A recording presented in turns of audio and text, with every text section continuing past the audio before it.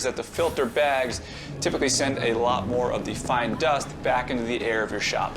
One of the other issues with the entry-level dust collectors is that they don't have a built-in cyclone unit, also known as a two-stage system. This is the same idea we talked about earlier, where the chips are going to be collected in the bottom of the barrel, and the fine dust is the only thing that makes its way to the filter. Now, one of the most common and confusing questions surrounding dust collectors is ductwork.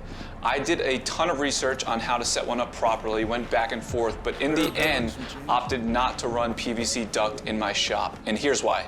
Number one was the price tag. It was going to cost me well over $700 for all of the PVC and the proper fittings and connections. Number two, with lower ceilings and a small square footage, I felt like adding 6 and 4-inch ductwork was just asking for me to slam into it when I would be moving wood around.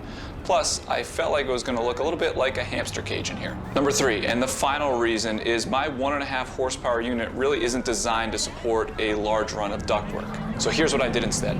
These 4-inch flex cuffs are connected directly to 2 metal blast gates. Don't buy the plastic blast gates. These things suck. I went a lot further than I thought it would.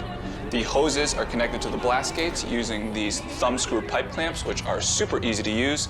And one of the hoses goes directly into my table saw and always stays connected. The second hose goes from tool to tool and services my planer, bandsaw, jointer, and router table. But here's where it gets really nifty. I utilize this quick lock system sold by Izzy Swan, which makes switching from tool to tool an absolute breeze and doesn't sacrifice any loss in suction.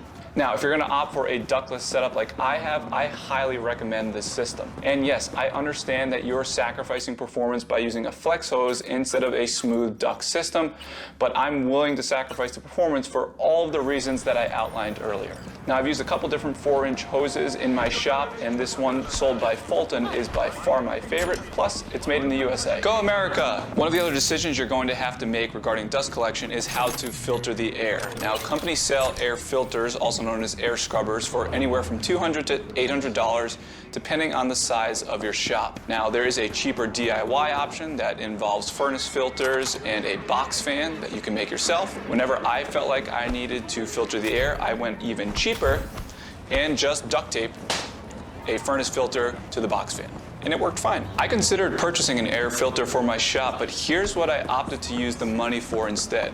Sanding is by far the biggest culprit for producing fine dust in my space, so I purchased a much nicer sander that produces significantly less fine dust. You're never going to completely get rid of the fine dust that settles in your shop. So once a month, I will open up the garage door, turn on the leaf blower, and blow everything out.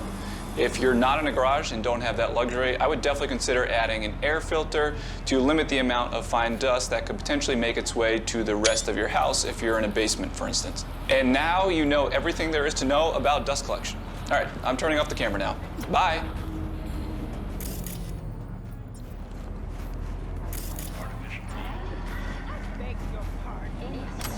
Hey, Newbie Dan here. This video is an introduction to dust collection. If you don't know anything about dust collection, or maybe just a little bit, this used to be an elite club, and now I'm going to explain the concept of dust collection, the basic terms, and together we'll put together a dust collection system for my garage workshop.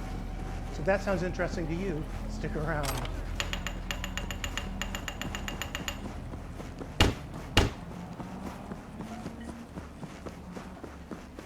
Listen, like most things in life, there's lots of options when it comes to dust collection systems. And I'll talk about those options at the end of the video. But for now, let's just focus on the basics. Chances are, since you're watching this video, you already know what we mean by the word dust. But just so we're on the same page, we're talking about the sawdust created when we cut wood using something like a router or a table saw, or the fine dust created when we sand wood, or even the shavings created by drilling wood. The goal of a dust collection system is to grab all these types of dust and collect them in a receptacle so they don't end up all over the floor. And we might actually live longer if we're not breathing in all that dust every day. So let's start at the beginning. I know the term shop vac is technically a brand name, but I'm going to use it as a generic term in this video, kind of like Kleenex. A shop vac is the most basic dust collection system you can have, other than just a broom. Using it to vacuum up any dust that's lying around. Obviously, it would be nicer if you could have the dust collected before it ends up getting all over. Many woodworking power tools have dust ports, like